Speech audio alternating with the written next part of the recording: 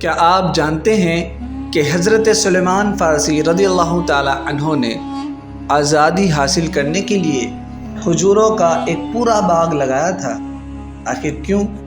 نبی کریم صلی اللہ تعالی علیہ وآلہ وسلم نے اپنے مبارک ہاتھوں سے کھجور کے پودے لگائے، اور وہ کون سا حیرت انگیز معجزہ تھا جس کے بعد سارا باغ سرسبز ہو گیا؟ آج ہم آپ کو قرآن کی روشنی میں حضرت سلیمان فارسی رضی اللہ تعالی عنہ کی غلامی اور آپ کی نبی کریم صلی اللہ علیہ وسلم سے محبت اور کھجور کے باغ کے حیرت انگیز واقعے کی ایسی داستان سنائیں گے جو آپ کے دل کو عشق رسول سے بھر دے گی۔ آخر تک ضرور دیکھیے، کیونکہ اس واقعے میں صبر، ایمان اور نبی صلی اللہ علیہ وسلم کی محبت کے عظیم راز چھپے ہوئے ہیں۔ حضرت سلیمان فارسی رضی اللہ تعالی عنہ ایران کے رہنے والے تھے اور سچائی کی تلاش میں اپنے وطن سے نکلے اور مختلف علاقوں میں سفر کرتے رہے۔ آخر کار انہیں معلوم ہوا کہ آخری نبی صلی اللہ تعالی علیہ وسلم عرب میں تشریف لانے والے ہیں۔ اسی تلاش میں حضرت سلیمان فارسی مدینہ پہنچے، لیکن آپ کو غلام بنا دیا گیا ہے۔ حضرت سلیمان فارسی رضی اللہ تعالی عنہ ایک یہودی کے غلام تھے۔ وہ دن رات محنت کرتے، لیکن ان کے دل میں صرف ایک خواہش تھی۔ وہ کیا تھی؟ کہ وہ نبی کریم صلی اللہ تعالی وسلم کی خدمت میں حاضر ہو جائیں اور اسلام قبول کر لیں۔ جب انہوں نے نبی کریم صلی اللہ تعالی وسلم کو دیکھا تو فوراً پہچان لیا کہ یہی اللہ تبارک و تعالیٰ کے آخری رسول ہیں۔ وہ ایمان لے آئے، لیکن غلامی ابھی باقی تھی، آپ ابھی بھی غلام تھے۔ حضرت سلیمان فارسی رضی اللہ تعالی عنہ کے مالک نے کہا، اگر تم آزادی چاہتے ہو کہ میں تمہیں آزاد کر دوں تو تمہیں 300 کھجور کے درخت لگا کر انہیں اگاؤ اور ساتھ میں مجھے سونا بھی دو تو میں تمہیں آزاد کر دوں گا۔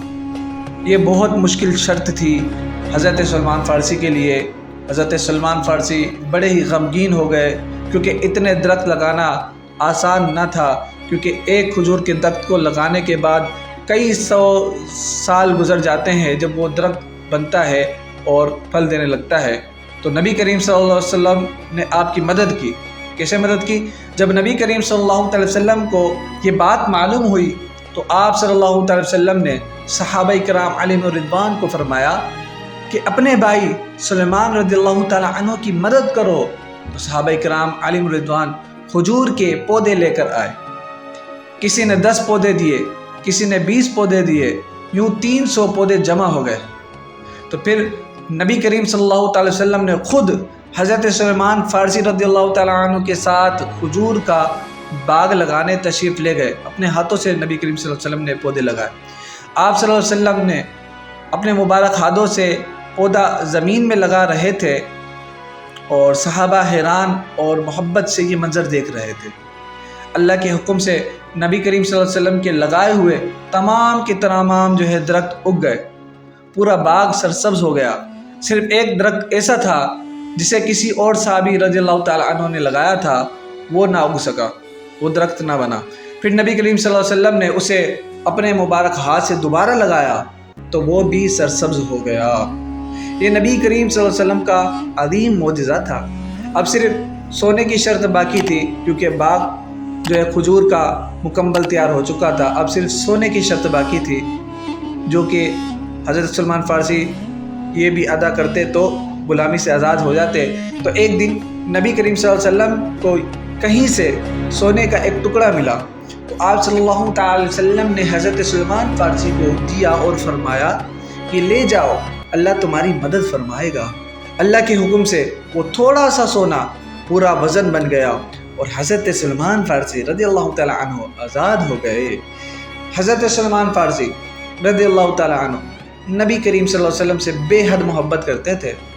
آزادی کے بعد وہ ہر وقت نبی کریم صلی اللہ تعالی وسلم کی خدمت میں رہتے تھے۔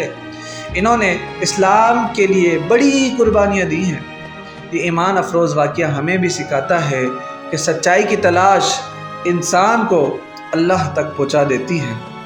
نبی کریم صلی اللہ تعالی علیہ وسلم اپنے صحابہ سے بے حد محبت کرتے تھے، اور صبر کرنے والوں کی اللہ تبارک و تعالی مدد ضرور فرماتا ہے۔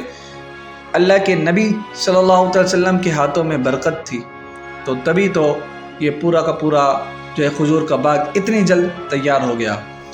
حضرت سلمان فارسی کا یہ واقعہ ہمیں جو ہے ایمان، صبر اور عشق رسول کی روشن مثال دیتا ہے۔